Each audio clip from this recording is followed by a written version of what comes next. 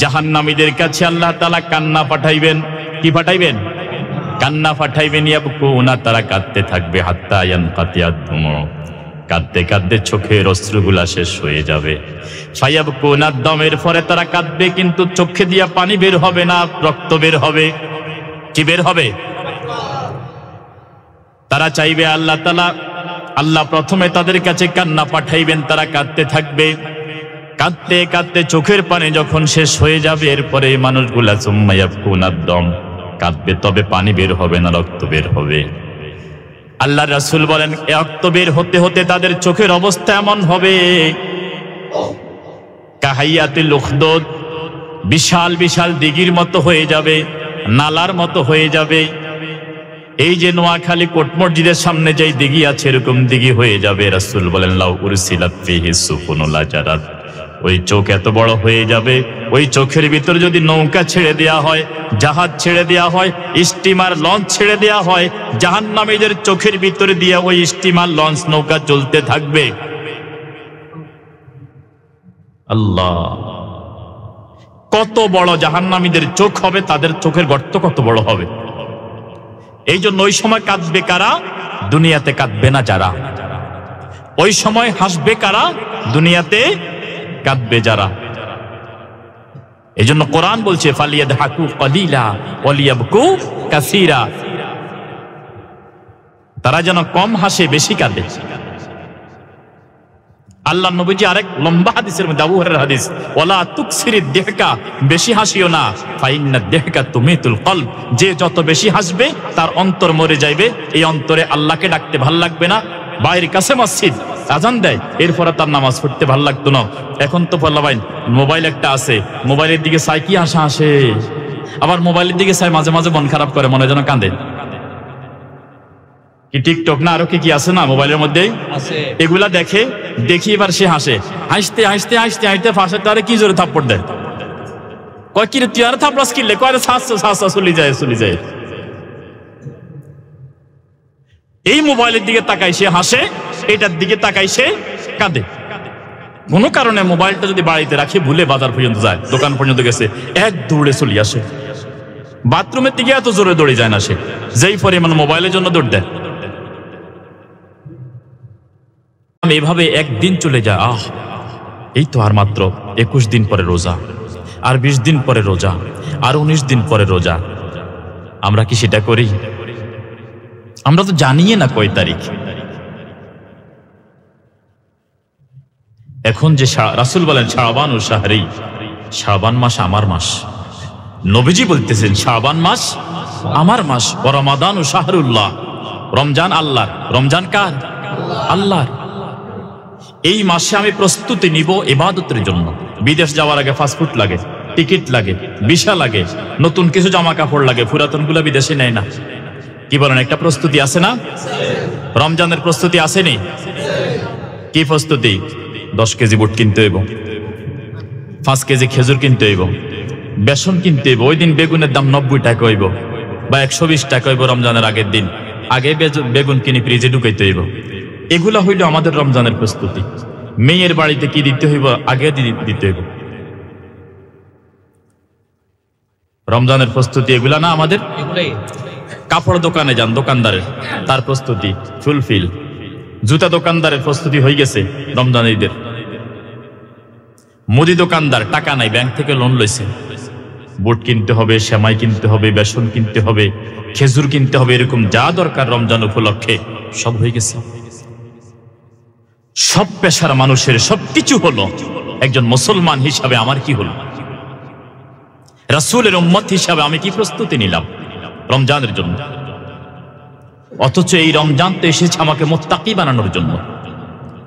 আল্লাহ নবীজি বলছেন, রমজান মাস চলে যাবে তো মুত্তাকি এমন ভাবে রোজা পালন করবে, কায়াউমিন ওয়ালাদাতুহু উম্মুহু, মায়ের গর্ভ থেকে আজকে জন্ম নেওয়া সন্তানের যেমন কোনো গুনাহ নাই, রমজান তো তোমাকে এরকম বেগুনাহ নিষ্পাপ বানানোর জন্য এসেছে।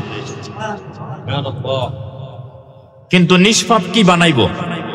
10 রমজানের পরে তো যুবকেরা মার্কেটে মার্কেটে করে। কি বলেন, ঠিক না?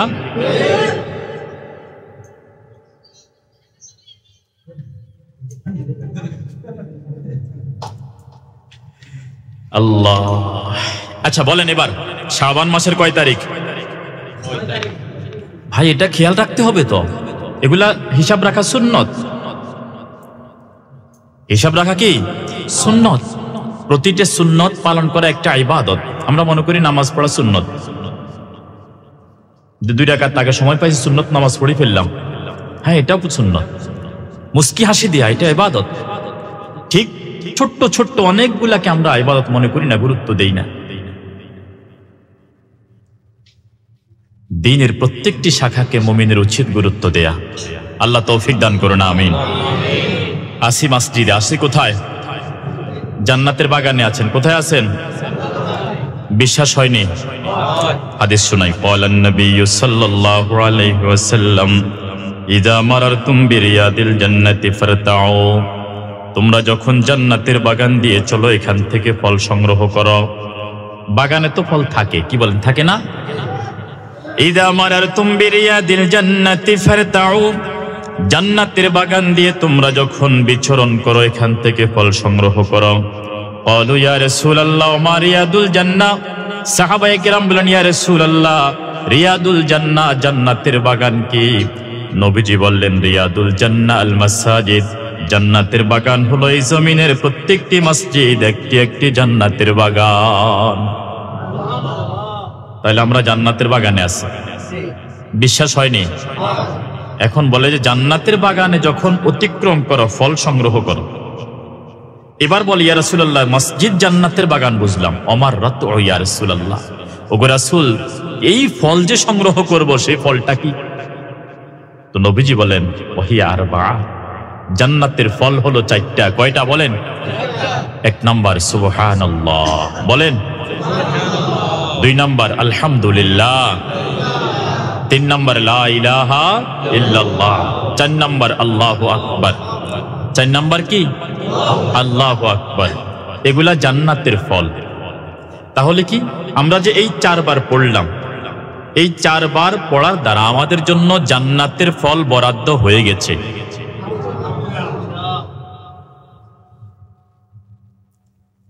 এখন রাসূল বলছেন যখন তোমরা মসজিদ দিয়ে অতিক্রম করো, মসজিদে অবস্থান করো, তখন তোমরা জান্নাতের ফল সংগ্রহ করো। এখন জান্নাতের ফল কয়টা? 4টা। 1 নাম্বার বলেন, 2 নাম্বার, 3 নাম্বার, 4 নাম্বার। আল্লাহু আকবার। এবার আরেক হাদিস শুনাই, যেহেতু এটার আল্লাহর নবী যখন মেরাজে গেলেন, ইব্রাহিম আলাইহিস সালাতু ওয়াস সালামের সাথে সাক্ষাৎ হয়েছে। ইব্রাহিম আলাইহিস সালাম আমাদের নবীজিকে বলেন আকরে আলা উম্মতিকা মিন্নিস সালাম।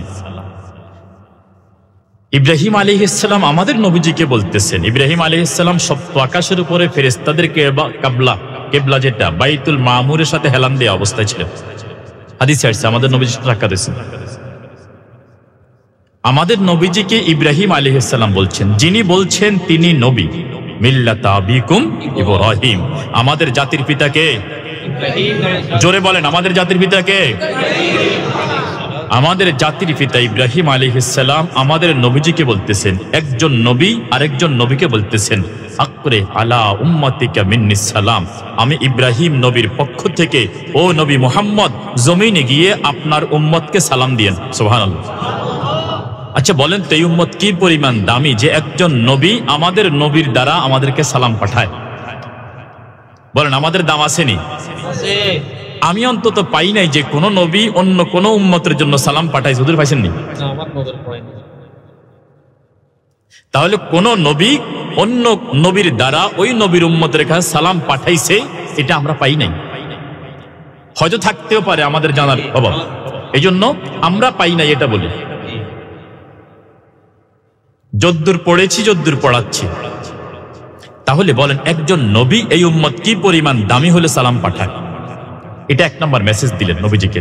2 নাম্বার এবার বলে যে তুরবাতুল জান্নাত তিবাহ, জান্নাতের মাটি অত্যন্ত সুঘ্রাণযুক্ত এক অর্থ।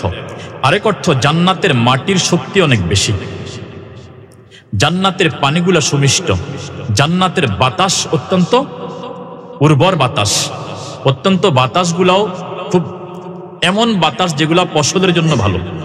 তো এবার বলে যে জান্নাতের জমিন ওয়া ইন্নাহা কিয়ান শব্দ আসছে হুজুর, যে এটা এক অর্থ হলো এটা সমতল মাঠ, আর এক অর্থ হলো জান্নাতের বাগানটা খালি পড়ে রয়েছে। আপনার আমার জন্য জায়গাটা কি পড়ে রয়েছে? খালি পড়ে রয়েছে। তাইলে এই জায়গাটাকে আবাদ করতে হবে, এই জায়গাটাকে কি করতে হবে? এবার বলে ওয়া আন্না গিরাসাহা, জান্নাতের গাছ হলো আরবা, চারটা। কয়টা? এক নাম্বার সুবহানাল্লাহ। তাহলে রাসূল বলছে, ইব্রাহিম আলাইহিস সালাম রাসূলকে বলছেন আপনার উম্মতকে বলবেন জান্নাতে চারটা কথা জমিনে বসে বলবে, চারটা কথা জমিনে বসি বলবে, জান্নাতে গাছ উঠবে। সুবহানাল্লাহ কর না। এই যে সুবহানাল্লাহ বলছেন, একটা জান্নাতে গাছ উঠে গেছে। কত বড় গাছ একটু চিন্তা করেন। যদি একজন লোক ঘোড়ার উপর ওঠে, 500 বছর পর্যন্ত ঘোড়া চালায়, 500 বছর না 100 বছর, 500 বছর একজন লোক ঘোড়ার উপর উঠে 500 বছর পর্যন্ত ঘোড়া চালায়, গাছের এই ডাল থেকে ওই ডাল পর্যন্ত যাইতে পারবে না।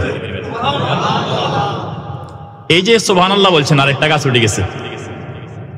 এবার বলেন, বললে কি লাভ না লস? আপনি বাড়ি করছেন রাস্তার পাশে, চতুর্দিকে খালি। এবার নোয়াখালী বাসায় কয় বাড়ি এটাকে এরকম দেখা যায় ল্যাংটা ল্যাংটা। আমি সিএন যাইতেছি, বলতেছে ঘর করে ফেলছে, চতুর্পাশে গাছ নাই। তার মানে মানুষ পছন্দ করে বাড়ির চতুর্দিকে গাছ থাকবে, এই বাড়ি মানুষ পছন্দ করে। তো আল্লাহ তাআলার ইব্রাহিম আলাইহিস সালাম রাসূলকে বলেন যে জান্নাতের গাছ হলো চারটা। কয়টা? এক নাম্বার সুবহানাল্লাহ, আলহামদুলিল্লাহ, লা ইলাহা ইল্লাল্লাহ, আল্লাহু আকবার। কয়বার বলছি আমরা? 4 বার বলছি না? আমাদের জন্য জান্নাতে 4টা গাছ উঠে গেছে।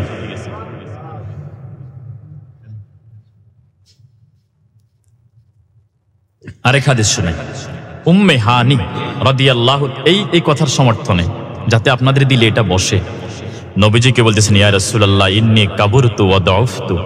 মাইকম্যান মাইকে হাত দেয় মনে বারবার, মনে হচ্ছে কথা বোঝা যায়? উম্মে হানি বলতেছেন ইন্নী কাবুরতু ওয়া দাউফতু, যে আমি বুড়া হয়ে গেছি, দুর্বল হয়ে গেছি। নবীজির কাছে বলতেছেন আমি কি হয়ে গেছি? বুড়ো হয়ে গেছি, দুর্বল হয়ে গেছি। তো বলে যে মুরনি বিআমালিন, আমাকে আপনি একটা আমলের কথা বলে দেন। ওয়া আনা আমালুহু ওয়া আনা জালিসা, যে আমি তো বুড়ো হয়ে গেছি তো বসে থাকি। দেখবেন মুরব্বীরা বসে থাকে ঘরের কোণে, সোফাতে, এই রুমে ওই রুমে, কোনো কাজ নাই। তো উম্মে হানি এই জন্য এলাকার যে সমস্ত মুরব্বী যারা আছেন বসে থাকেন, মসজিদের গাটলে আসি বসে থাকে, এরকম বুড়া আছে না? এরপরে মুরব্বী যারা বুড়া মা বোনরা আছেন, মায়েরা আছেন, ধরে ধরে আনে বাড়ির সামনে বসাই দেয়। তো বসাই দিলে চেয়ার একটা দিয়ে বসাই দিয়ে উনি বসে থাকেন অনেকক্ষণ পর্যন্ত। ওনাদের জন্য এই আমলটা। তো বলে যে আমি তো বসে থাকি, অনেক সময় শুয়ে থাকি, আমার একটা আমল দেন। মুরনি বিআমালি আমালুহু ওয়া আনা জালিসান, আমি বসে বসে কি করব? আমি আমলটা করব। তো নবীজি আমল দিলেন 4টা। এক নাম্বার সুবহানাল্লাহ, বলে কি সাব্বিহি মিয়াতা তাসবিহা, তুমি 100 বার পড়বা সুবহানাল্লাহ, 100 বার পড়বা আলহামদুলিল্লাহ, 100 বার পড়বা লা ইলাহা ইল্লাল্লাহ, 100 বার পড়বা আল্লাহু আকবার। তাহলে নবীজি বলতেছেন জান্নাতের বাগান দিয়ে যখন যাও তোমরা এই 4 বাক্য বেশি বেশি পড়ো। ইব্রাহিম আলাইহিস সালাম রাসূলকে বলতেছেন যে আপনার উম্মতকে বলবেন এই 4 কথা দুনিয়ার মাটির জমিনে বসে যত বেশি বলবে, জান্নাতের জমিনে তত বেশি গাছ উঠবে। সুবহানাল্লাহ।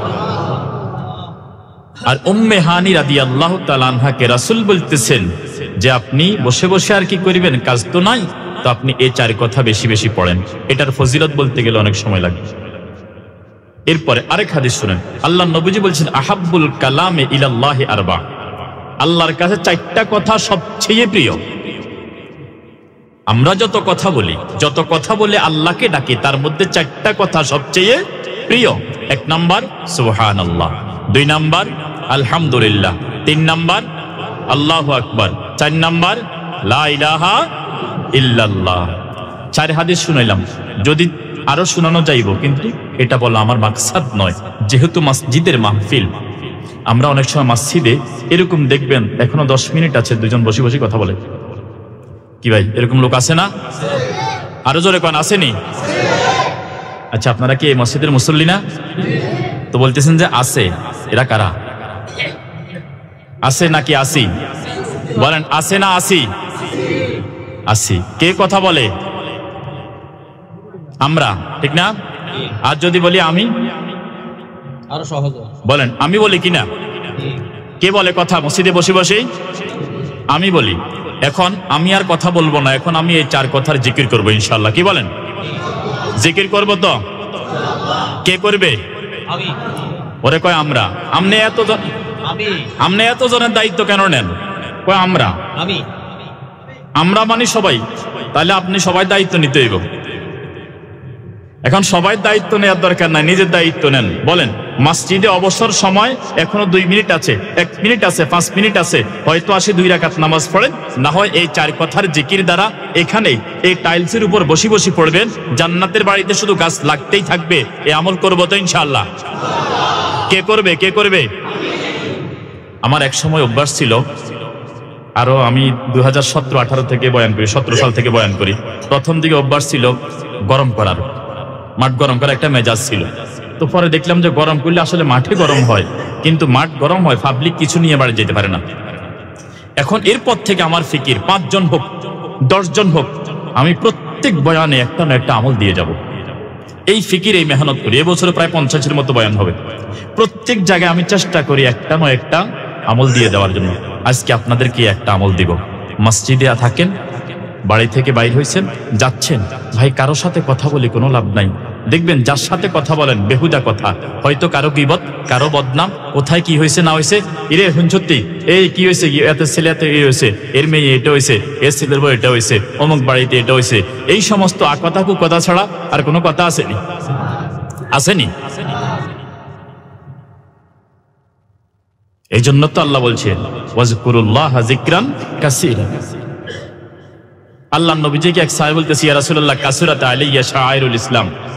ইয়া রাসূলুল্লাহ অনেক ইসলামের এত কাজ, আমার কাছে খুব কষ্ট হয়, আমারে আপনি একটা বলেন আতাশাব্বাসু বিহা, আমি একটা দ্বারা বাকি সবগুলা শূন্যতা পূরণ করব। নবীজি বলেন লা ইয়াজালু লিসানুকা রুতাবান মিন বিযিকরিল্লাহ, তুমি জিকির দ্বারা তোমার জিহ্বাকে ভিজাইয়া রাখো, আমলের যত কমতি আছে আল্লাহ পাক জিকিরের দ্বারা সবগুলাকে মিটাইয়া দিবেন।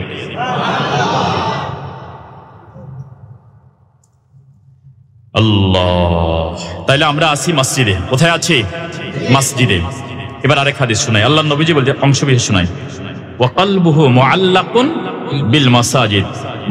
দেখবেন কিছু মানুষ আছে দোকানে না যাইলে ভাল লাগে না, মসজিদে আইয়ে না, কিন্তু দোকানে না যাইলে ভাল লাগে না। এরকম লোক আসেনি?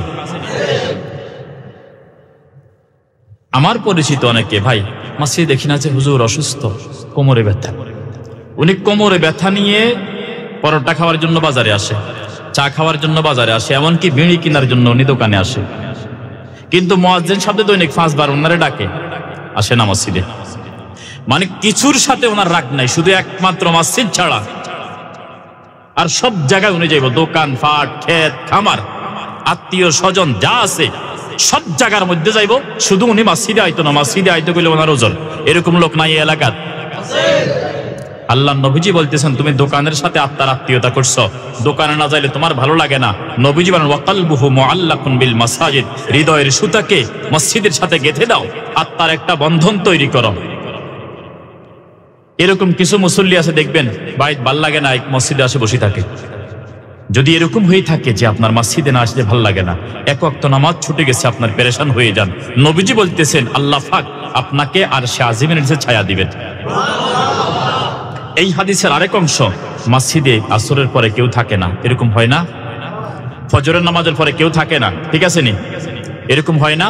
নবীজি বলেন ওয়ারাজুলুন যাকারাল্লাহা খালিয়ান ফাফাদাত আইনা, কেউ নাই মসজিদে, যৌবনে কত গুনাহ করছেন সব দিয়া, সব দিয়ে গুনাহ করেন না?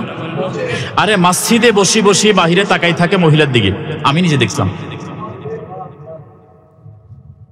এই গুনাহ হয়তো আমাদের কারো দ্বারাও হয়ে গেছে। আল্লাহ নবীজি বলছেন এই অবস্থায় কেউ যখন মসজিদে থাকে না, ওয়া যাকারাল্লাহা খালিয়ান ফাফাদাত আইনা, একা একা একটু মসজিদের এক কোনায় বসো, বসে এবারে চোখটা বন্ধ করো। নিজের যৌবনে কি পরিমাণ গুনাহ করছো, কি পরিমাণ চোখের গুনাহ, কি পরিমাণ কানের গুনাহ, কি পরিমাণ মুখের গুনাহ, কি পরিমাণ হাতের গুনাহ করছো, কি পরিমাণ মিথ্যা কথা মানুষের বদনাম গীবত করছো। এই সবগুলাকে স্মরণ করো। কত নামাজ ছাড়ে দিয়েছ, কতদিন আল্লাহকে সিজদা করো নাই। এগুলো একটু চিন্তা করে 2 ফোঁটা চোখের পানি ছাড়ো। আল্লাহ নবীজি বলেন, যে আল্লাহর ভয়ে চোখের পানি ফেলবে আল্লাহ পাক তাকে আরশে আজিমের নিচে ছায়া দিবেন। চোখের পানির কত দাম আল্লাহর কাছে। হাদিসে আসছে, আইনান লা তামাসসুহুমান নার, আইনুন বাকাত মিন খাশিয়াতিল্লাহ ওয়া আইনুন বাতাত তাহরুসু ফি সাবিলিল্লাহ। 2টা চোখ আল্লাহ পাক জাহান্নামে জ্বালাবেন না। তো চোখ জ্বালাইবেন না, বাকি পুরো শরীর জ্বালাইবেন। এটার ব্যাখ্যায় লিখছে, চোখের বরকতে, যেই চোখ আল্লাহর ভয়ে কাঁদে ওই চোখের বরকতে আল্লাহ পাক পুরা শরীরকে জাহান্নাম থেকে বাঁচিয়ে দিবেন। ছেলের জন্য কাঁদি, ছেলে বিদেশে অসুস্থ, পুলিশে ধরছে। মেয়ের জন্য কাঁদি, মেয়েটা স্বামীর বাড়িতে অশান্তিতে আছে। নিজের অসুস্থতায় কাঁদি, দুঃখে কাঁদি, এমনে কাঁদি, বিভিন্ন ভাবে কাঁদি, কিন্তু নিজের গুনাহের জন্য আমাদের কান্না আসে না। কি বলেন, আসে? কান্না আসে না। তো এখন যদি দুনিয়াতে না কাঁদি, আখেরাতে কি পরিমাণ কাঁদবো? দুনিয়াতে যদি গুনাহের জন্য আপনি না কাঁদেন, আখেরাতে কি পরিমাণ কাঁদবেন? ইবনে মাজাহ শরীফের কিতাবুজ জুহুদের বাবু সিফাতিন নারে ওয়াল জান্নার হাদিস। এই কথা কোন যাইতো না, কিন্তু কথাও বলা যাবে না, উঠে যাওয়াও যাইতো না, এটা নিষেধ। জেহানের নদীকে চলে যায় কথা বললে। যে যদি দুনিয়াতে না কাঁদি, আখেরাতে কি করতে হবে? কাঁদতে হবে। ইউরসালুল বুকা ওয়ালা আহলিন নার, জাহান্নামীদের কাছে আল্লাহ তাআলা কান্না পাঠাইবেন। কি পাঠাইবেন? কান্না পাঠাইবেন। ইয়াবকুনা, তারা কাঁদতে থাকবে। হাত্তা ইয়ানকাতিয়াদ দুমু, কাঁদতে কাঁদতে চোখের অশ্রুগুলা শেষ হয়ে যাবে। ফায়াবকুনা দমের পরে তারা কাঁদবে, কিন্তু চোখে দিয়া পানি বের হবে না, রক্ত বের হবে। কি বের হবে? তারা চাইবে আল্লাহ প্রথমে তাদের কাছে কান্না পাঠাইবেন, তারা কাঁদতে থাকবে। কাঁদতে কাঁদতে চোখের পানি যখন শেষ হয়ে যাবে, এরপরে এই মানুষগুলা সুম্মা ইয়াবকুনা দম, কাঁদবে, তবে পানি বের হবে না, রক্ত বের হবে। আল্লাহ রাসূল বলেন, রক্ত বের হতে হতে তাদের চোখের অবস্থা এমন হবে, কাহাইয়াতুল উখদুদ, বিশাল বিশাল দিঘির মতো হয়ে যাবে, নালার মতো হয়ে যাবে। এই যে নোয়াখালী কোট মসজিদের সামনে যেই দিঘি আছে, এরকম দিঘি হয়ে যাবে। রাসূল বলেন, লাউ উরসিলাত ফিহি সুফুনুল আজারাত, ওই চোখ এত বড় হয়ে যাবে, ওই চোখের ভিতর যদি নৌকা ছেড়ে দেয়া হয়, জাহাজ ছেড়ে দেয়া হয়, স্টিমার লঞ্চ ছেড়ে দেয়া হয়, জাহান্নামীদের চোখের ভিতরে দিয়ে ওই স্টিমার লঞ্চ নৌকা চলতে থাকবে। আল্লাহ, কত বড় জাহান্নামীদের চোখ হবে, তাদের চোখের গর্ত কত বড় হবে। এই জন্য ওই সময় কাঁদবে কারা? দুনিয়াতে কাঁদবে না যারা। ওই সময় হাসবে কারা? দুনিয়াতে কাঁদবে যারা। এই জন্য কোরআন বলছে, ফালিয়াদহাকু কালিলা ওয়ালিয়াবকু কাসীরা, তারা যেন কম হাসে, বেশি কাঁদে। আল্লাহ নবীজি আরেক লম্বা হাদিসের মধ্যে, আবু হুরায়রার হাদিস, ওয়ালা তুকসিরিদ দিহকা, বেশি হাসিও না, ফাইন্নাদ দিহকা তুমিতুল কলব, যে যত বেশি হাসবে তার অন্তর মরে যাইবে। এই অন্তরে আল্লাহকে ডাকতে ভাল লাগবে না। বাইরের কাছে মসজিদ, আজান দেয়, এরপরে তার নামাজ পড়তে ভাল লাগতো না। এখন তো বললাম, মোবাইল একটা আছে, মোবাইলের দিকে চাই কি হাসা আসে, আবার মোবাইলের দিকে চাই মাঝে মাঝে মন খারাপ করে, মনে যেন কাঁদে। কি টিকটক না আরো কি আছে না মোবাইলের মধ্যে, এগুলা দেখি এবার সে হাসে, হাসতে হাসতে হাসতে হাসতে ফাঁসে তারে কি জোরে থাপ্পড় দেয়। কয় কি রে তুই আর থাপড়াস কিনলে, কয় সাসা চলে যায়। এই মোবাইলের দিকে তাকাই সে হাসে, এটার দিকে তাকাই সে কাঁদে। কোনো কারণে মোবাইলটা যদি বাড়িতে রাখি, ভুলে বাজার পর্যন্ত যায়, দোকান পর্যন্ত গেছে, এক দৌড়ে চলে আসে। বাথরুমের দিকে এত জোরে দৌড়ে যায় না সে, যেই পরিমাণ মোবাইলের জন্য দৌড় দেয়।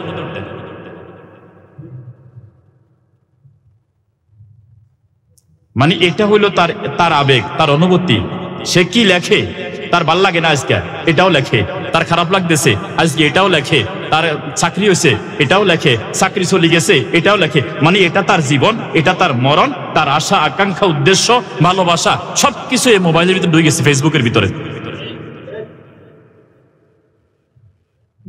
কোন কোন জায়গায় গেছে, কি বাথরুমের সামনে গেছে না মসজিদের সামনে গেছে, সব জায়গার মধ্যে ছবি একটা লইতে হবে। একবার কায়তই, একবার শীতই, একবার উত্তই, মানে কোনো সময় ঘুম যায়, কোনো সময় হাসে, কোন সময় কাঁদে, সব ছবি এটার ভিতরে। মানে তার জীবনটা পুরো এটার ভিতরে ঢুকিয়েছে।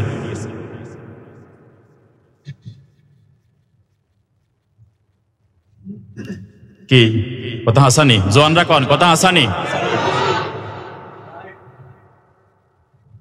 তো এই যে এই অবস্থা যদি আমাদের চলতে থাকে, ডক্টর রাগিব সারজানি তিনি বলতেছেন হাদিসের উদ্ধৃতি দিয়ে, এটা মাওলানা নজরুল ইসলাম কাসিমি সাহেবের বয়ানে শুনছিলাম। উনি যখন আরব বিশ্বে গেছেন, সৌদি আরবে দুবাইতে গেছেন, ইসরায়েলি এক আলেম, খেয়াল করেন, ইসরায়েলি এক ইহুদি ফাদ্রী, তিনি বলতেছেন আমরা এমন এক মিশন নিয়ে নামছি। এই যুবকেরা খেয়াল করেন, ইসরায়েলি এক পাদ্রী বলতেছেন, ডক্টর মাওলানা নজরুল ইসলাম কাসিমি তিনি বলতেছেন যে আমরা এমন এক মিশন নিয়ে নামছি, মুসলিম উম্মতের যুবকরা যেন ফজরের নামাজ পড়তে না পারে, যে আমরা ফেসবুক আবিষ্কার করছি, আমরা টকশোগুলা রাতের বেলা দেখাই, টেলিভিশনের যত গুরুত্বপূর্ণ অনুষ্ঠান সব রাতের বেলা দেখাই, রাতের 12টা 1টা 2টা পর্যন্ত এরা টেলিভিশন দেখবে, টকশো দেখবে, এরা ফেসবুক ইউটিউব দেখবে, এরা ফজরের নামাজ যেন পড়তে না পারে। বলে কেন এটা করছো? বলে তোমাদের নবী বলছে যে যখন মুসলমান যুবকেরা এবং মুসলমান সমস্ত মুসলমান জুমার দিন যেই পরিমাণ মুসল্লি হয়, ফজরের জামাতে ওই পরিমাণ মুসল্লি হয়, তো আল্লাহ তাআলা ইসলামে খেলাফত কায়েম করে এই কোরআন দিয়ে এই দুনিয়াকে শাসন করার যোগ্যতা মুসলমানদের হাতে সেই চাবিকাঠি তুলে দিবেন।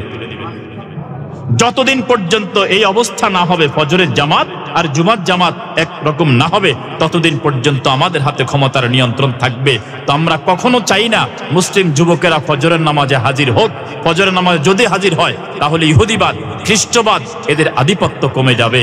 তাদের এই ধোঁকা, তাদের এই জাল যেটা ইন্টারনেট, এই জাল দ্বারা আমাদেরকে আবদ্ধ করছে কিনা, করছে কিনা? যেই যুবকেরা ফজরের নামাজের সময় ঘুমাই থাকে, এই যুবকেরা ঈসা আলাইহিস সালামের সঙ্গীও হইতে পারবে না, ইমাম মাহদির সৈনিকও হইতে পারবে না। তারা হাদিসে আছে, কাফেলা রওনা হবে, যুদ্ধ হবে, সঙ্গী হতে হলে দুইটা সময়, একটা হইল ফজরের সময় আর একটা হইল আসরের সময়। যদি আপনি সারা রাত ঘুমাই থাকেন, আপনার দ্বারা আগামী দিনের ইসলামী খেলাফত কি কায়েম হবে? আপনি ইমাম মাহদির সৈনিক হইতে পারবেন? আপনি ঈসা আলাইহিস সালামের সৈনিক হইতে পারবেন? আল্লাহ নবীজি বলতেছেন যেই দল শেষে গাজওয়ায়ে হিন্দ করবে, যদি তোমরা তাদের সন্ধান পাও, ফাতিহিম ওয়ালাউ হাবওয়ান আলা সালজে, তাদের সাথে তোমরা যাও, বরফের শুভ্র সাগর পাড়ি দিয়ে হলো, বরফের পাহাড় পাড়ি দিয়ে হলো তাদের সাথে সঙ্গী হয়ে যাও। মাওলানা লুৎফুর রহমান হুজুর লক্ষ্মীপুরের মরে গেছে, কয়দিন আগে মারা গেছে, আল্লাহ জান্নাতবাসী করুন, আমিন। ওনার এক বয়ানে তিনি বলতেছেন ইমাম মাহদির সৈনিক যারা হবে, ঈসা আলাইহিস সালামের সৈনিক হওয়ার তামান্না যাদের দিলে লালন করবে, তারা হুজুর নিজে বলছেন, আমি নিজ কানে শুনছি, বলে তারা বদরি সাহাবীদের সাথে জান্নাতে যাবে। তাহলে কি ফজরের নামাজ পড়া লাগবে না? দরকার আসেনি ফজর পড়ার? যদি আপনি ফজর পড়েন, আপনি ফজর পড়লেন তো আল্লাহ তাআলা আপনাকে জোহর পড়ার যোগ্যতা দিবে। ফজর ছাড়ছেন, একটা গুনাহ আর একটা গুনাহকে লাজিম করে। আপনি ফজর পড়তে পারেন নাই, তো দেখবেন জোহরের প্রতি আপনার আগ্রহ কমে যাবে। জোহর পড়তে পারেন নাই, আসরের প্রতি আগ্রহ নষ্ট হয়ে যাবে। আসর পড়তে পারেন নাই, মাগরিবের প্রতি আগ্রহ নষ্ট হয়ে যাবে। একটা সময় পর নামাজ পড়তে আপনার ভালো লাগবে না। নামাজ পড়া শুরু করেন, কোনোদিন এক ওয়াক্ত হঠাৎ মিস হয়ে গেছে, আফসোস লাগে কিনা? লাগে না? আফসোস লাগে। এজন্য দিন থেকে যত দূরে সরবেন, যত বেশি দূরে সরবেন, তত আল্লাহর রহমত থেকে দূরে সরবেন।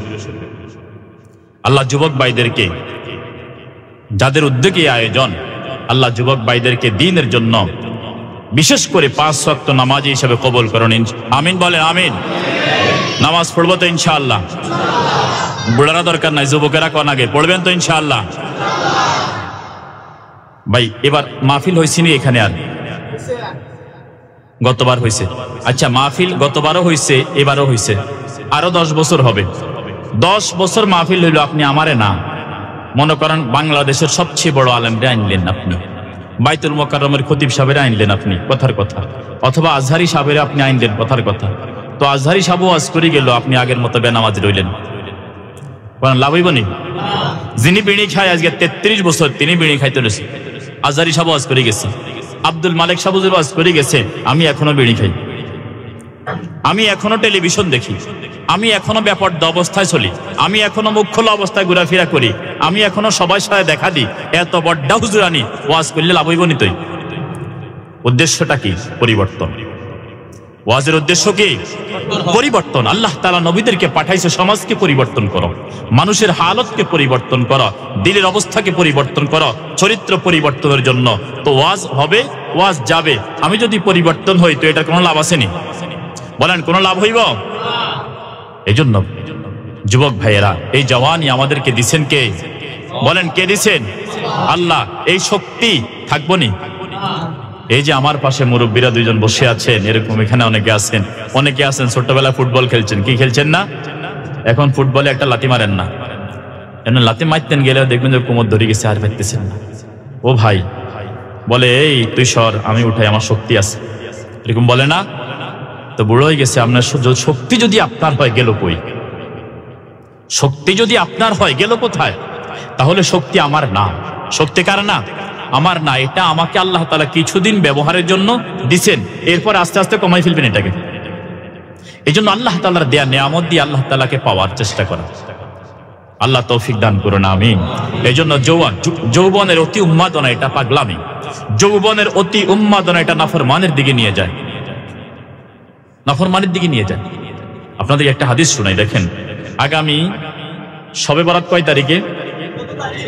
6 তারিখ। আরেকটা দিবস আছে, বিশ্ব ভালোবাসা না বেহায়া দিবস। বলেন, বিশ্ব বেহায়া দিবস, নির্লজ্জ দিবস। এটা নাফরমানদের কথা, ভালোবাসা দিবস।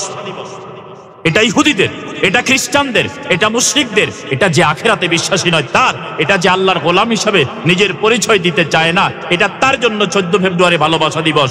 মুসলমানদের ভালোবাসা 365 দিন, প্রতি মুহূর্ত আমরা বাবাকে ভালোবাসবো, মাকে ভালোবাসবো, মুসলমানকে ভালোবাসবো, ভাইকে ভালোবাসবো।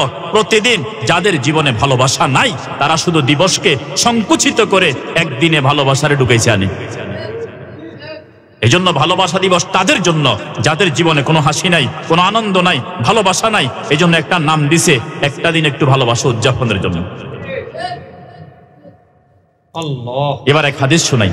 আল্লাহ নবীজি বলছেন, ইন্নাল্লাহা ইজা আরাদা বিহালাকি আবদিন, আল্লাহ পাক ইন্নাল্লাহা ইজা আরাদা বিআবদিন হালাকান, আল্লাহ পাক যখন কোনো বান্দাকে তার কুকর্মের কারণে, তার নাফরমানির কারণে, তার বেহায়ার কারণে, তার নামাজ ছেড়ে দেওয়ার কারণে, আল্লাহ থেকে দূরে সরে যাওয়ার কারণে তাকে শেষ করে দিতে চান, তো নাজা মিনহুল হায়া, আল্লাহ তাআলা তার থেকে লজ্জার যে চাদর আছে ওই চাদরটা খুলে ফেলেন। একজন নারীর থেকে যখন আল্লাহ তার লজ্জার চাদর খুলে ফেলেন তার নাফরমানির কারণে, তার বদনসিবের কারণে, তো তখন সে বোরকা খুলে ফেলেন। তখন সে আল্লাহ তাআলার দেয়া যে চাদর, যে শালীনতা, যে পর্দা পোশাক, সেটা করতে চায় না। কারণ একজন মহিলা তখনই মাত্র চেহারা খুলতে পারে নাজা মিনহুল হায়া, যখন সে বেলাজ হয়ে যায়, নির্লজ্জ হয়ে যায়, বেহায়া হয়ে যায়, বেশরম হয়ে যায়, তার চোখ দিয়ে দেখে, আল্লাহর চোখ দিয়ে, তার চোখের মধ্যে কোনো হায়া, কোনো শরম থাকে না, তখনই সে চেহারা খুলে হাঁটে, ঠিক কিনা? তো আল্লাহ নবীজি বলেন, এই জওয়ান যুবকদেরকে উদ্দেশ্য করে বলতেছি যে আল্লাহ তাআলা যদি এই ভালোবাসা দিবসের পিছনে কারা ছোটে, বেহায়া যারা, কারা বলেন? বেহায়া যারা, বেগায়রত যারা, যাদের আত্মমর্যাদা নাই, যারা এটা মনে করেন আমি রাসূলের উম্মত, আমি আল্লাহ তাআলার গোলাম, আমি কেন এত বেহায়া হই, নির্লজ্জ হই, আল্লাহ তাআলা আমাকে দেখেন। এই জন্য এক মুসলিম মনীষী বলতেছেন, তুমি যখন গুনাহ করো 3টা কথা মাথায় রাখবা। আল্লাহ তাআলা দেখেন, বলেন আল্লাহ তাআলা দেখেন, ফেরেশতারা লেখেন। 1 নাম্বার আল্লাহ তাআলা দেখেন, 2 নাম্বার ফেরেশতারা শুধু দেখেন না, তারা লেখেন না, তারা দেখেন। আল্লাহ তাআলা দেখেন, ফেরেশতারাও দেখেন এবং লেখেন। তাহলে আল্লাহ তাআলা দেখেন, ফেরেশতারা দেখেন এবং লেখেন। এই গুণ অবস্থায় যদি আমার মরণ হয়ে যায় তো আমার কি হবে? এই জন্য মুসলিম মনীষী বুজুর্গানে কেরাম বলেন, এই 3টা জিনিস মাথায় রাখবা যখন তুমি মোবাইলে খারাপ কিছু দেখো, যে আল্লাহ তাআলা দেখেন, আল্লাহ আমার দিকে তাকাই রয়েছে, আমি কি দেখতেছি। আচ্ছা, ইমাম সাহেব তাকাই রয়েছে অবস্থা, আপনি টেলিভিশন চাইবেন নি? বলেন, চাইবেন? আপনার মা তাকাই রয়েছে, আপনি কি আরেকটা মেয়ের দিকে আপনি তাকাই থাকবেন? আল্লাহ তাআলা দেখেন, এটা যদি আমার মাথায় থাকে আমার চোখ কখনো খারাপের দিকে যাবে না। ফেরেশতারা দেখেন এবং লেখেন, এটা মাথায় রাখলে। আর যদি মনে করি যদি অবস্থায় মরণ চলে আসে আমার কি হবে? এই জন্য রাসূল বলেন, ইন্নাল্লাহা ইযা আরাদা বিআবদিন হালাকা, আল্লাহ তাআলা যখন কোন নাফরমানি, পোড়া কফালি, তার কোনো খারাপ আমলকে যারা তাকে ধ্বংস করতে চান, তার আমলের কারণে তাকে শেষ করতে চান, তো নাজা মিনহুল হায়া, আল্লাহ তার থেকে লজ্জার পোশাককে খুলে ফেলে তাকে নির্লজ্জ, বেহায়া, বেশরম, সে পোশাক পরা অবস্থায় আছে কিন্তু লজ্জার পোশাক তার নাই, মানে সে উলঙ্গ। সে কিয়া উলঙ্গ।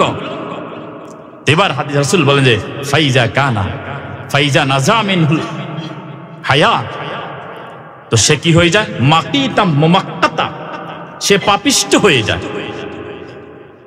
লাম তালকাহু ইল্লা মাকিতাম মুমাক্কাতা, সে পাপিষ্ঠ, পাপাসার, দুরাসারি হিসাবে আল্লাহর বইয়ের মধ্যে তার নাম লেখা হয়। যখন লজ্জা চলে যায়, লজ্জার পোশাক সে খুলে ফেলে, তো আল্লাহর কাছে তার নাম লেখা হয় কি? ফাইজা লাম তালকাহু ইল্লা মাকিতাম মুমাক্কাতা, সে পাপিষ্ঠ, দুরাসার, নাফরমান হিসাবে আল্লাহর কাছে দপ্তরে তার নাম লেখা হয়। ফাইজা কানা মাকিতাম মুমাক্কাতা, এবার পাপিষ্ঠ, দুরাসার যখন সে হয়ে যায়, এবার হাদিসের মধ্যে আসছে নাজা মিনহুল আমানা, সে গাদ্দার হয়ে যায়, আমানতদার থাকে না, সে বিশ্বাসঘাতকে পরিণত হয়ে যায়। ফাইজা কানা খাইনাম মুখাওয়ানা, আমানতের পোশাক যখন খুলে ফেলে তখন সে খাইনাম মুখাওয়ানা, বিশ্বাসঘাতক হয়। এবার যখন বিশ্বাসঘাতক হয়ে যায়, নাজা মিনহুর রহমা, আল্লাহ পাক তার থেকে তার রহমত, দয়া, এটাকে উঠাই ফেলেন। শুরু হয়েছে কি দ্বারা? লজ্জা, বেলজ্জা, বেহায়া, বেশরম হওয়া থেকে কোন দিকে যায় দেখেন,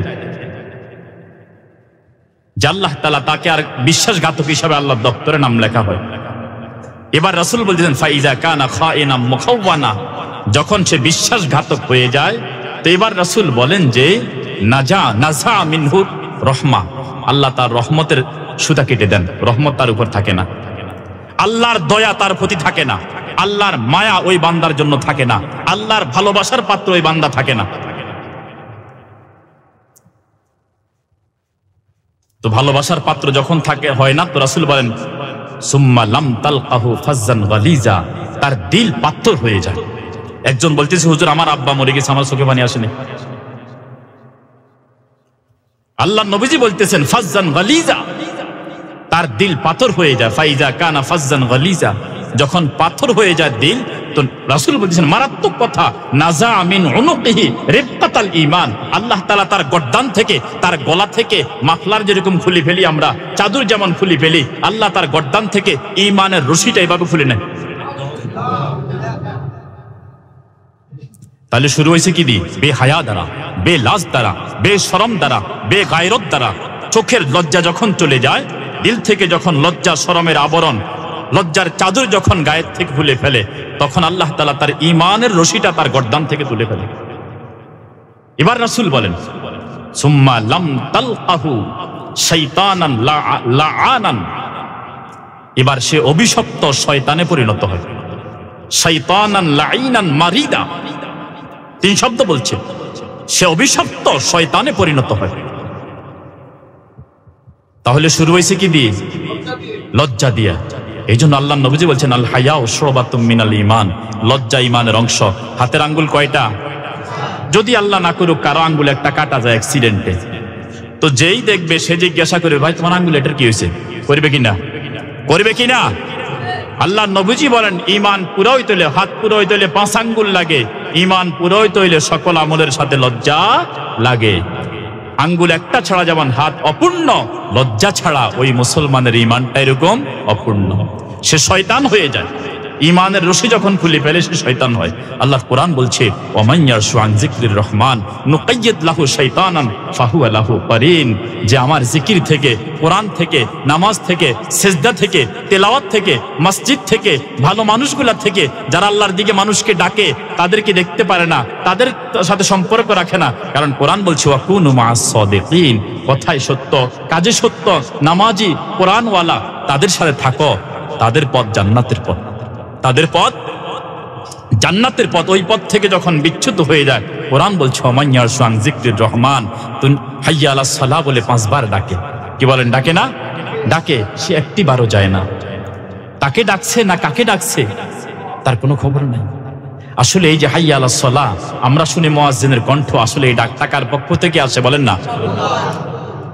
14 জন সাহাবায়ে কেরাম স্বপ্নে দেখছেন, আল্লাহ তাআলা দেখাইছেন যে এই শব্দ দিয়ে মুসলমানদেরকে নামাজের দিকে ডাকো। তাহলে স্বপ্ন দেখায় কে বলেন? এটা সাহাবীদের স্বপ্ন, আমাদের স্বপ্ন না। আমাদের টুমসরের প্রিন্সিপাল আল্লামা হারুন আল মাদানী হুজুর বলেন, সাহাবায়ে কেরামের রূহগুলাকে আল্লাহ তাআলা রূহের জগতে বাছাই করে ফেলছেন। দেখবেন কিছু পোশাক আছে গার্মেন্টস থেকে, এগুলাকে বাছাই করে ফেলাই দেয়, এমনি মেলা মারে, এগুলা গুলিস্তান যায়। আর কিছু পোশাক আমেরিকা চলে যায়, কি যায় না? বলেন যে সাহাবা রাসূলের সাহাবী কারা হবে, সোহবত পেয়ে কারা ধন্য হবে? আল্লাহ তাআলা এরকম শোরুমে এদেরকে থাকবে, এরা গ্লাসের ভিতরে থাকবে, বাকিগুলো হকার্স মার্কেটে যাবে। এদের রূহকে বাছাই করছেন, এরা রাসূলের সাহাবী, আল্লাহ তাআলার হাতে বাছাই করা। 14 জন সাহাবী স্বপ্নে দেখছেন যে এই শব্দ দিয়ে আজানের আওয়াজ করো, নামাজের দিকে ডাকো। এবার বলেন স্বপ্ন দেখাইছেন কে? নবীজি স্বীকৃতি দিলেন, হ্যাঁ এটা আল্লাহ তাআলা তোমাদেরকে দেখাইছে, এই শব্দ দিয়ে কিয়ামত পর্যন্ত নামাজের দিকে ডাকবে। এবার বলুন এই যে শব্দগুলা, এগুলা কি মুয়াজ্জিনের না আল্লাহর পক্ষ থেকে? আল্লাহ তাআলার জমিন দিয়ে আমি চলি, আল্লাহ তাআলার দেয়া সূর্যের আলো আমি গ্রহণ করি, আল্লাহ তাআলার দেয়া বাতাস আমি নিচ্ছি এবং ছাড়ছি, আল্লাহর দেয়া হাত দ্বারা ধরতেছি, আল্লাহর দেয়া পা দ্বারা হাঁটতেছি, আল্লাহর দেয়া জবান দ্বারা আমি কথা বলতেছি। আচ্ছা আল্লাহ তাআলা যদি চাইতেন আমাদেরকে বোবা বানাতে পারতেন না? এখন তাহলে আল্লাহ তাআলা আমাদেরকে, আমরা কইছিনি আল্লাহ আমাদেরকে আমারে কথা বলার শক্তি দেন? হ্যাঁ কথা কন, কইছিনি? যদি শক্তি না দিত তাহলে মিছিল করি, ভাঙচুর করি, আল্লাহ থেকে কথা বলার শক্তিকে আদায় করা যাইব না? তাইলে এখন যে কথা বলার শক্তি দিয়েছেন, এটাকে আল্লাহ দয়া না? বলেন তো আল্লাহ তাআলা কথা বলার শক্তি দিয়েছেন যিনি, সুতরাং যিনি কথা বলার শক্তি দিয়েছেন তার শেখানো কথা, তার খুশি মতো চলা, তার যে কথা বললে তিনি খুশি হন সে কথা বলা, এগুলো এভাবে চলার দ্বারাই কথা বলার নেয়ামতের শুকর আদায় হবে। সারাদিন দোকানে বসি কত কথা, ডক্টর ইউনূস কোথায় কি ভুল করছে, দোকানে বসে এটা বলতেছে, ডক্টর ইউনূস এটা ঠিক হয় না, শেখ হাসিনা দেশে থাক, ভারত না যে দেশে থাকলে ভালো হইতো, এটা বলতেছে। আচ্ছা শেখ হাসিনা দেশে থাকা বা ভারত যাওয়ার সিদ্ধান্ত কি আমারে জিজ্ঞাসা করব? ডক্টর ইউনূস এটা ভুল করছে না শুদ্ধ করছে, এটা কি আমারে জিজ্ঞাসা করব? আমি চা খাইতে খাইতে এগুলা বলতেছি। আচ্ছা আমারে গনার টাইম ডক্টর ইউনূসের আসেনি? হ্যাঁ বলেন আসেনি? এই যে বেহুদা করে জিন্দেগির এক একটি মুহূর্ত সময় আমি শেষ করে দিচ্ছি। সুম্মা লাতুসআলুন্না ইয়াওমাইযিন আনিন নাঈম। এই সময় একটা নিয়ামত। আমরা বলি সময়, আসলে সময় যেটা জীবন সেটা, সময় যেটা জীবন সেটা, জীবনের অপর নাম সময়। আল্লাহ তাআলা সময়ের কসম করছেন। কি আল্লাহ তাআলা কসম না করলে হইতো না? কি বলেন হইতো কি না? এই জন্য প্রিয় ভাইরা 11টা বাজে, যে আয়াত আমি পড়ছি আয়াত থেকে অন্যদিকে চলে গেছি। আসেন আর 15 মিনিট কথা বলবো, থাকবেন তো ইনশাআল্লাহ? আসেন আল্লাহ তাআলা কি বলছেন দেখেন, ওয়াতলু মা উহিয়া ইলাইকা মিন কিতাবি রাব্বিক। তোমার রবের পক্ষ থেকে তোমাদের কাছে যে কিতাব আসছে, কিতাবের নাম কি বলেন? কোরআন। আচ্ছা বলেন টেলিভিশনের দিকে তাকাইলে কি হয়? গুনাহ হয়। কোরআন শরীফের দিকে তাকাইলে কি হইব? আল্লাহর নবী যে একদিন কয় তোমরা তোমাদের স্ত্রীর কাছে গেলে সওয়াব হইব, স্ত্রীর মাথায় হাত বুলাই দিলে সওয়াব হইব, স্ত্রীর জড়াই দিলে সওয়াব হইব। আমার স্ত্রীর কাছে আমি যাবো, সওয়াবের কি? না জায়েজ জায়গায় গেলে কি হইতো? না জায়েজ জায়গায় গেলে কি হইতো? গুনাহ হইতো। জায়েজ জায়গায় গেলে কি হইব? সওয়াব হইব। আচ্ছা টেলিভিশনের দিকে তাকাইলে যদি গুনাহ হইতে পারে, আল্লাহর কোরআনের দিকে তাকাইলে সওয়াব হইতো না? কোরআনুল কারীমের কালো অক্ষরে লেখা এক একটি শব্দ, এটা আল্লাহ তাআলার সিফাত, আল্লাহ তাআলার গুণ। গুণ মানুষের গায়ের উপর থাকে না, গুণ মানুষের ব্যক্তিত্বের মধ্যে থাকে, গুণ মানুষের ভিতর থেকে প্রকাশ পায়। তাহলে আমরা যে দেখতেছি এগুলা কালো অক্ষর, এই শব্দটা, প্রতিটা শব্দ আল্লাহ তাআলার পক্ষ থেকে বের হওয়া কথা। আমরা দেখতেছি কালো অক্ষরে লেখা, কিন্তু প্রতিটা কথা কার? আমাদের রবের কথা।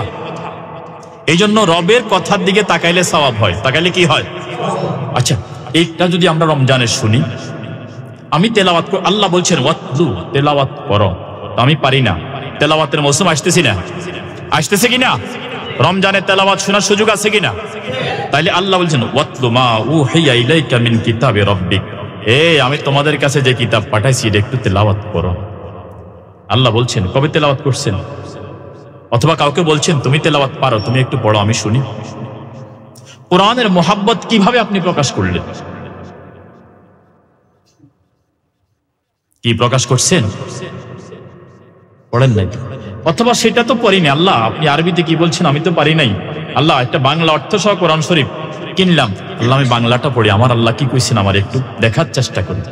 কি ভাই, এই চোখ দিয়ে কত কিছু দেখছেন, পত্রিকা কত পড়া পড়ছেন, ছোট্ট ছোট্ট অক্ষরে লেখা, পত্রিকা পড়ে চশমা লাগাই।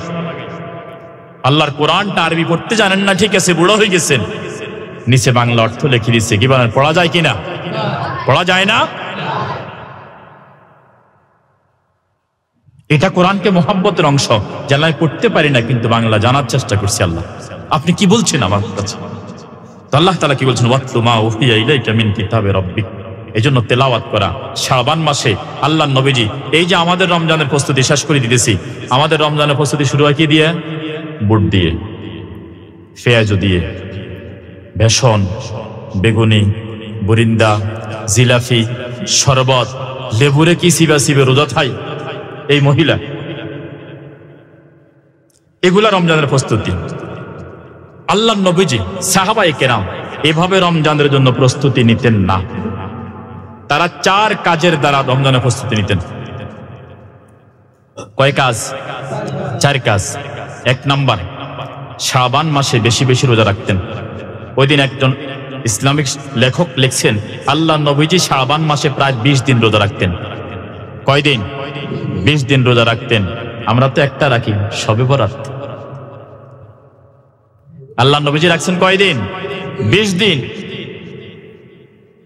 এই জন্য এই মাসে যে কয়দিন আছে অন্তত কমাস কম সোমবার বৃহস্পতিবার রোজা রাখবো ইনশাআল্লাহ। কি বলেন? প্রস্তুতি, এটা রমজানের প্রস্তুতি। 1 নাম্বার বেশি বেশি রোজা, 2 নাম্বার বেশি বেশি তেলাওয়াত, 2 নাম্বার বেশি বেশি তেলাওয়াত। এখন তেলাওয়াত তো পারেন না, হুজুর কোরআন শরীফ পড়তে পারি না। ইমামে কুরতুবী রহমতুল্লাহ বলছেন, কোরআন শরীফ যে পড়তে জানে না, 2-4-5টা সূরা পারেন না। আরে ভাই কথা বলেন, পারেন কিনা? আপনি যে যেটুকু আছে আপনার কাছে, 2 ডিসিম জায়গা আছে গরমিন্ডা সহকারে, চতুর্দিক থেকে লেফে, এত লেফেন কা 5 জায়গা আছে 2 ডিসিম, যদি এটা সংরক্ষণ না করি এটা কমে যাব, কয় কিনা? আপনার কাছে 5টা সূরা আছে, 10টা সূরা আছে। ইমামে কুরতুবী বলেন, তুমি এটা বারবার পড়ো, এগুলাকে শুদ্ধ করে নাও। এই 5টা সূরা, যে 5টা সূরা দিয়ে সারা জীবন নামাজ পড়ে, এগুলা শুদ্ধ করে নাও।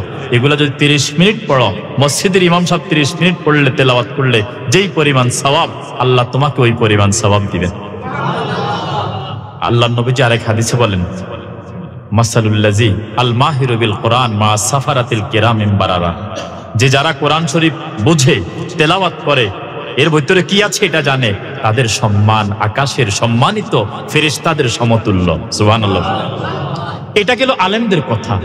বাকি আপনারা যারা আছেন, একটু পড়েন, একটু ভুল। আমরা ছোট্টবেলায় দেখতাম আলিফ লাম মিম যালিকাল কিতাবু, এভাবে পড়তো মুরব্বীরা, অনেক সময় লাগতো কিন্তু পড়তো। এখন এরকম তেলাওয়াত শোনা যায়নি না। নবীজি বলেন, ওয়াল্লাযী ইয়াকরাউল কুরআন ওয়া ইয়াতাআতাউ ফীহি, যিনি কোরআনুল কারীম পড়েন কিন্তু একটু পড়েন, একটু ঠেকেন, খুব ভালো করে পড়তে জানেন না, কিন্তু তিনি কোরআনুল কারীম পড়া বন্ধ করেন না। কেন? যদি বন্ধ করে দেন এটা ভুলে যাবেন। আমি যা পারি, আমার আল্লাহর কালাম, আমার সামর্থ্যের লোক, আমি এদ্দুর পারি এদ্দুর পড়ি।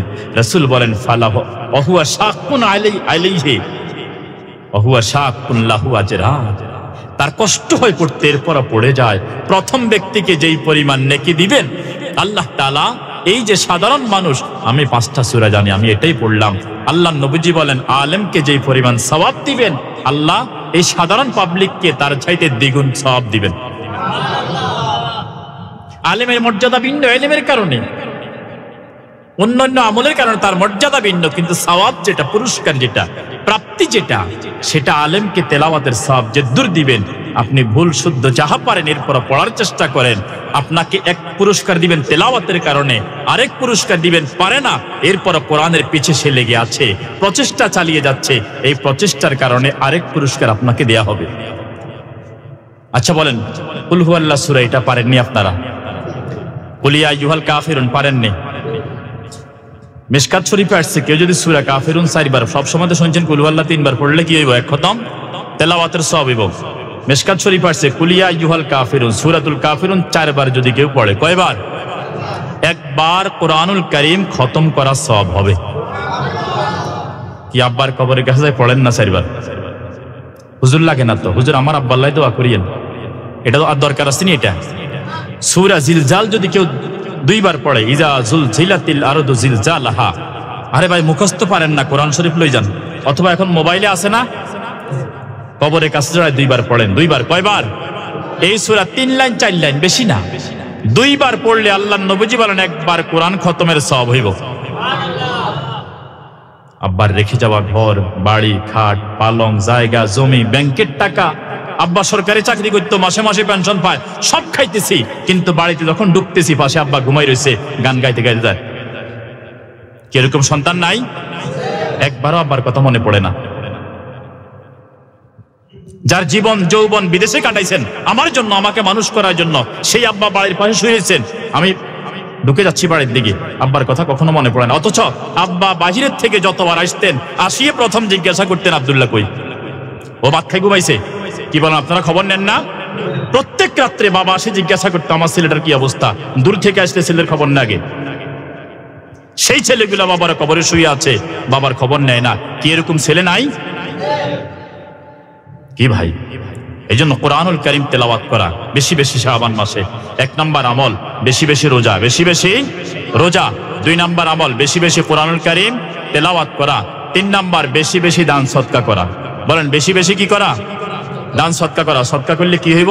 শেষ দিকে চলে আসছে। আল্লাহর নবীজি বলেন আস-সাদাকাতু তুতফিউ গাদাবুর রব, তুতফিউ গাদাবার রব্বে। আস-সাদাকাতু তুতফিউ, সদকা নিভিয়ে দেয়, মিটিয়ে দেয় আল্লাহ তাআলার রাগকে।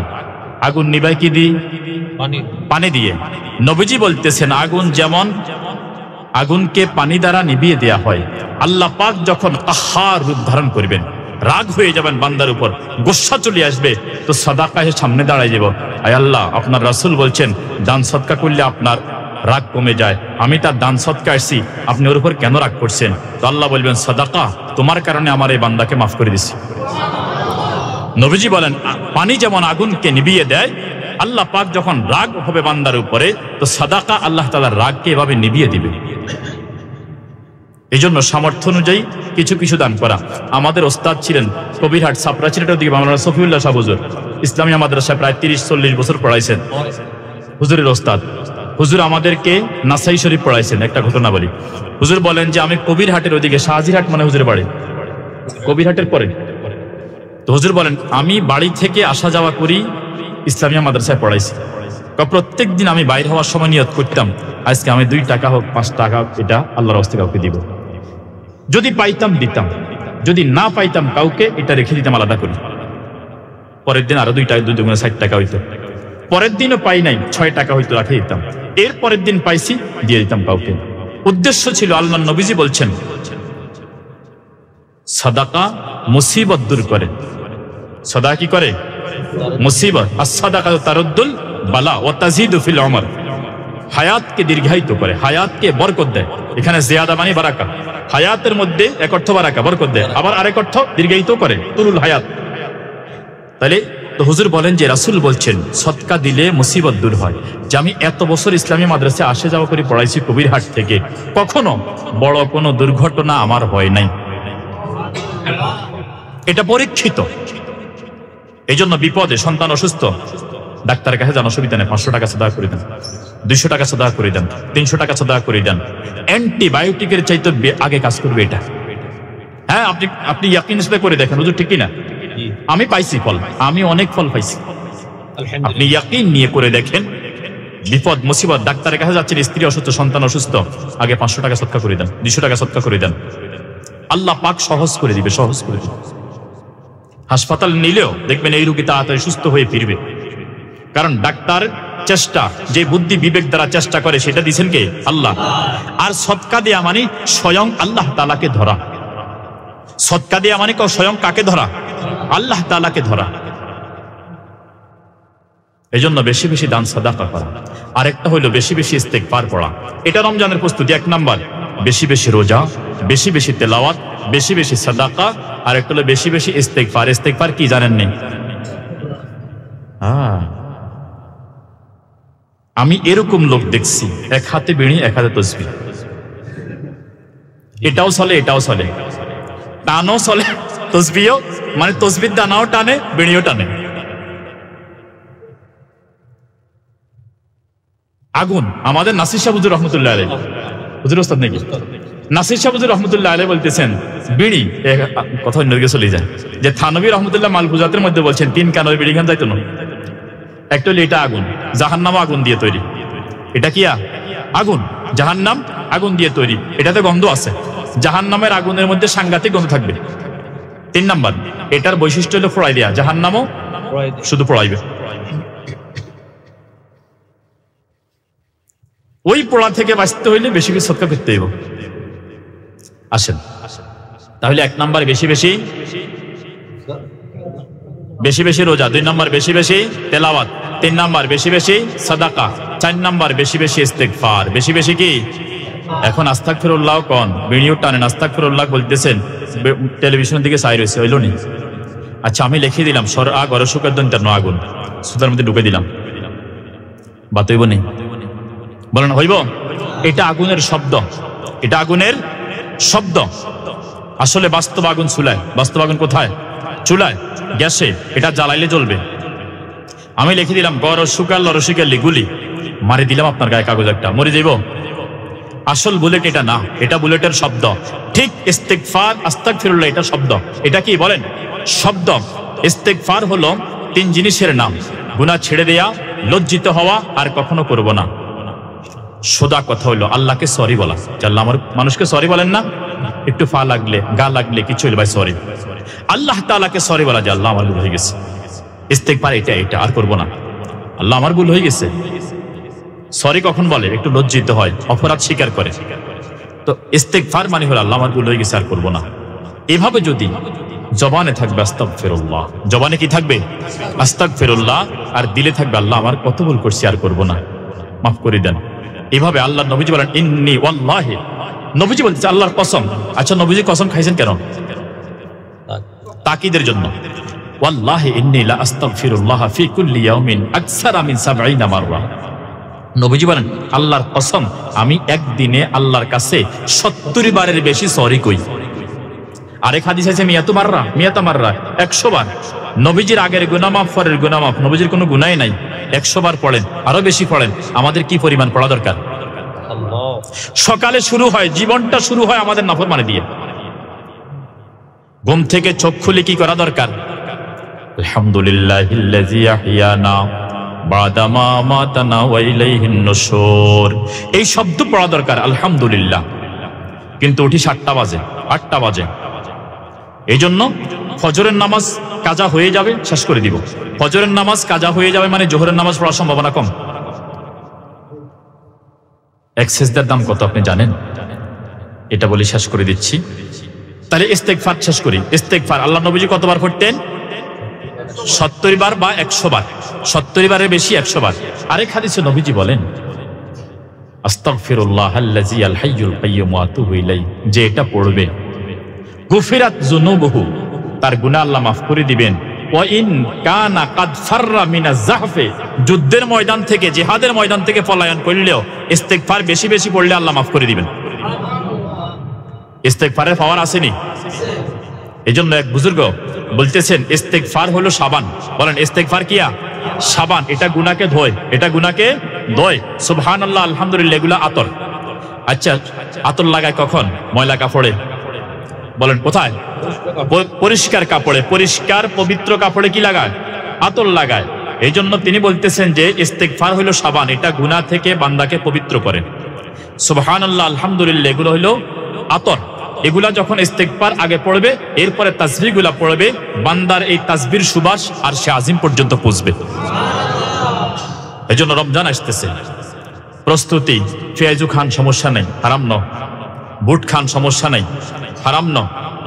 তবে এমন খানা খাইয়েন না তারাবির নামাজ পড়তে কষ্ট হয়। এটা খাওয়ার মাস না ইবাদতের মাস? বলেন খাওয়ার না ইবাদতের? এই জন্য প্রস্তুতি থাকবে ইবাদত কেন্দ্রিক ইনশাআল্লাহ। কি বলেন? তাহলে আমরা রোজা, তেলাওয়াত, সাদাকা, ইস্তেগফার। আচ্ছা যুবক ভাইয়েরা বলেন আস্তাগফিরুল্লাহ 100 বার পড়া যায়নি? মসজিদ থেকে বাইরে হয়েছেন শুরু করেন, বাড়ি থেকে বাইরে হয়েছেন মসজিদে আসবেন শুরু করেন, কাছের বাজারে যাইবেন শুরু করেন, করা যায় কিনা?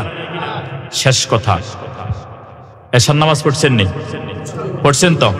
শেষ দিকে চলে এসেছে। আল্লাহ নবীজি বলেন যে মান সাল্লাল ইশা বিল জামা, যে ব্যক্তি এশার নামাজ জামাতে পড়ছে, ফাকান্নামা কামাল লাইলা নিসফা, সে রাতের 6 ঘন্টা অর্ধেক দাঁড়ায় দাঁড়ায় নামাজ পড়া সওয়াব পাই গেছে। হুজুর কমা ব্যবহার করছে, কমাল লাইলা। আল্লাহ নবীজি বলেন যেন সে রাতের অর্ধেক আল্লাহর সামনে দাঁড়ায় রয়েছে নামাজের মধ্যে 6 ঘন্টা। তাইলে আমরা যারা এশার নামাজ পড়ছি 6 ঘন্টায় ইবাদতের সওয়াব পাই গেছি আলহামদুলিল্লাহ বলেন। এবার 12 ঘন্টা আল্লাহ নবীজি বলেন হাদিসের পরের অংশ, মান সাল্লাল ফাজরা বিল জামা, যেই ব্যক্তি জামাতের সাথে ফজরের নামাজ পড়বে, ঘরে না বলেন কোথায় না? ঘরে না কোথায়? মসজিদে কোথায় বলেন? মসজিদে জামাতে পড়বে, ফাকান্নামা কামাল লাইলা কুল্লা, এশার নামাজ পড়ি পাইছে 6 ঘন্টা, ফজরের নামাজ জামাতে আসি পড়লো, কামাল লাইলা কুল্লা, পুরা রাত দাঁড়িয়ে দাঁড়িয়ে নামাজ পড়লে যেই পরিমাণ নেকি হতো আল্লাহ পাক ওই পরিমাণ নেকি দিবেন। এবার সেজদার মূল্য। আচ্ছা এবার বলেন, এবার আল্লাহ নবীজির এবার রমজান উপলক্ষে একটা আমল আপনারা করবেন, সেটা হলো নবীজি বলতেছেন জীবনে তো অনেক কিছু করলেন, যে ব্যক্তি চললে মান সাল্লাল লিল্লাহি আরবাঈনা ইয়াওমান বিতাকবিরাতিল উলা, যেই ব্যক্তি তাকবীর উলার সাথে 40 দিন নামাজ পড়বো। কয়দিন? 40 দিন। আচ্ছা 40 দিন আল্লাহ আমারে অসুস্থ রাখে বিছানা শোয়াইতে পারে কিনা? মনে করেন যদি পরিস্থিতি খারাপ থাকে, অনেক সময় জেলখানাত নিয়ে বছরের পর বছর বন্দী করে রাখে না? ভাগ্য যদি খারাপ হয় কোনো কারণে, এরকম হয় না? এরকম হয়ে যাবে। আলোচনা শেষ। এবার আসেন, তো আল্লাহ নবীজি বলেন যে আচ্ছা এরকম 40 দিন যদি 5 ওয়াক্ত নামাজ পড়ে তাকবীর উলার সাথে, কিসের সাথে বলেন? তাকবীরে উলার সাথে, নবীজি বলেন কুতিবাত লাহু বারাতান, তার জন্য দুই জিনিস থেকে মুক্ত থাকবে। কয় জিনিস? বারাতুম মিনান নিফাক, যতদিন বাঁচি থাকবে নবীজি বলেন এ কখনো বেঈমান হবে না, কাফের হবে না, মুশরিক হবে না, নাস্তিক হবে না। যতদিন বেঁচে থাকবে ততদিন আমি রাসূল তার ঈমানের নিশ্চয়তা দিলাম। তার মানে যতদিন বেঁচে আছে ঈমান নিশ্চয়তা, মানে এই ব্যক্তি ঈমান নিয়ে কবরে যাইতে পারবে ইনশাআল্লাহ। যেহেতু রাসূল বলছেন, রাসূলের কথা সত্য কিনা? তাহলে 40 দিন যদি জামাতের সাথে নামাজ পড়ে তাহলে ঈমানদার হয়ে সে মরবে, মুনাফিক হবে না। এরপরে বলে ও বারাতুম মিনান নার, আরেকটি হলো আল্লাহ পাক তাকে জাহান্নাম থেকে বাঁচাই দিবেন। এই জন্য সামনে এই 40-এর কোর্স করবো তো ইনশাআল্লাহ। জীবনে কত কিছু তো করলাম, 40 দিন কয়দিন চেষ্টা করা করবো তো ইনশাআল্লাহ। এবারে শুধু এক কথা বলছি, এক সেজদার দাম কত? আপনারা শুনছেন হুজুরদের থেকে, লা সাজদাতুন ওয়াহিদাতুন খায়রুম মিনাদ দুনিয়া ওয়া মা ফিহা। এক সেজদা যদি করে দুনিয়ার মধ্যে যা আছে সবকিছুর চাইতে, রাসূল বলতেছেন এক সেজদার মূল্য আল্লাহর কাছে বেশি। কথা বোঝা গেছে? শেখ সালেহ আল উসাইমিন সৌদি আরবের সেরা 2-5 জন আলেমের মধ্যে একজন, তিনি এই হাদিসের ব্যাখ্যা করতেছেন। তিনি বলতেছেন আল্লাহ নবীজিদের বলছেন, কথা শেষ 1 মিনিট লাগবে, যে এক সেজদা দুনিয়ার মধ্যে যা আছে সবকিছুর চাইতে দামি। আল্লাহ রাসূল বলছেন, তো তিনি বলেন এটার দ্বারা আমি এদ্দুর বুঝছি, দুনিয়া সৃষ্টির পর থেকে দুনিয়ার মধ্যে যা কিছু আছে, জমিনের উপর যত সম্পদ আছে, মাটির নিচে যত খনিতে যত সম্পদ আছে, স্বর্ণ গহনা হীরা জহরত পান্না মুক্তা যা আছে, সাগরের ভিতর যত মাছ আছে, ঝিনুকের ভিতর যত মণিমুক্তা আছে, পাহাড়ে যত সম্পদ আছে, জুয়েলারি দোকানে যত স্বর্ণ আছে, নারীর গলায় যত স্বর্ণ আছে, মানুষের পকেটে যত টাকা আছে, ব্যাংকে যত টাকা আছে, এভাবে বিশ্ব ব্যাংকে সমস্ত জায়গার যত সম্পদ আছে, সমস্ত সম্পদ শুরু থেকে শেষ পর্যন্ত একসাথ করলে এই সম্পদের মূল্য যত। শেখ সালেহ আল উসাইমিন সৌদি আরবের বিখ্যাত আলেম, তিনি বলেন এই সমস্ত সম্পদকে যদি একদিকে রাখা হয়, আল্লাহ নবীজির এই হাদিসের আলোকে বোঝা যায় এক সেজদার মূল্য আল্লাহর কাছে তার চাইতেও বেশি। এবার বলেন ভাই, আপনি যে সেজদা করেন না, আপনি যে নামাজ পড়েন না, আপনি আল্লাহকে কি দিয়ে বুঝ দিবেন ভাই? এই জন্য কোরআন বলছে, সিজদার আয়াত চলে আসতেছে, ওয়াসজুদ ওয়াক্তারিব, সেজদা আপনার সেজদা করতে হবে, একটা সেজদা ওয়াজিব হয়ে গেছে। আমি এটা বোঝানোর জন্য শব্দ কি, সেজদা করো, কাছে আসো। আল্লাহ বলছেন আল্লাহ সেজদা করো, কাছে আসো। মানে আল্লাহর কাছের কারা? যে যারা আল্লাহকে সেজদা করে তারা আল্লাহ তাআলার খুব কাছের। এই জন্য আল্লাহ তাআলার কাছের, আল্লাহ তাআলার প্রিয়, আল্লাহ তাআলার মাহবুব হবে তারা যারা আল্লাহ তাআলাকে বেশি সিজদা করবে। এই জন্য আমরা সিজদা করবো ইনশাআল্লাহ। কি বলেন? সিজদাওয়ালা জীবন নবীদের জীবনের মতো। কারণ নবীরা কখনো সিজদা বাদ দিতেন না, সাহাবীরা কখনো সিজদা বাদ দিতেন না। এটা ডানপন্থী। সিজদাকারীরা কোনপন্থী? ডানপন্থী। ডানপন্থীদের গতি জান্নাতের দিকে। এই জন্য যুবক ভাইদের প্রতি আকুল আবেদন, মুরব্বীরাও কয়দিন বাঁচবো আর? দৈনিক 5 বার মসজিদের মিনারা থেকে আমাকে ডাকে হাইয়া আলাস সালাহ, হাইয়া আলাল ফালাহ। এই ডাকটাকে মুয়াজ্জিনের না আল্লাহর পক্ষ থেকে। এই জন্য যার কাছে আল্লাহর ডাকের গুরুত্ব নাই তার কাছে আর কিসের গুরুত্ব আছে? এই জন্য প্রিয় ভাইয়েরা, যদি এক বেলা 4 বেলার জায়গা 3 বেলার জায়গাতে 1 বেলা খায় তাকে মরতে হবে। যিনি 1 বেলা খান তাকেও মরতে হবে। যিনি পকেটে টাকা আছে এই জন্য 3 বার নাস্তা করেন ভাত খাওয়ার পাশাপাশি, তাকেও মরে যেতে হবে। যে পুলিশ তার কাছে অস্ত্র আছে সেও মরিবে, যারা গুলি করে সে তো মরিয়ে যান। কিন্তু যিনি গুলি করেন তিনিও মরতে হবে। রোগী যেমন মরে চিকিৎসকও মরে কিনা? ধনী মরে, দরিদ্র মরে, মরণ কাউকে ছাড়ে না। আলুর ভর্তা দিয়ে ভাত খাইলেও মরবেন, গোস্ত দিয়ে খাইলেও মরবেন। দামি টাচ মোবাইল ছাড়ালেও মরে যাইবেন, দামি হুন্ডা ছাড়ালেও মরে যাইবেন। রিক্সাওয়ালা কি মরে না? বলেন মরে কিনা? এই জন্য এটা আপনার কাছে চলে আসবে। আপনার বাড়িতে পুলিশ আসছে, বলবেন যে ভাই আমি হার্টের রোগী, ওষুধগুলা লই। পুলিশকে বললে, অনুরোধ করলে 2 মিনিট সময় দেয় তো হুজুর? দেয়।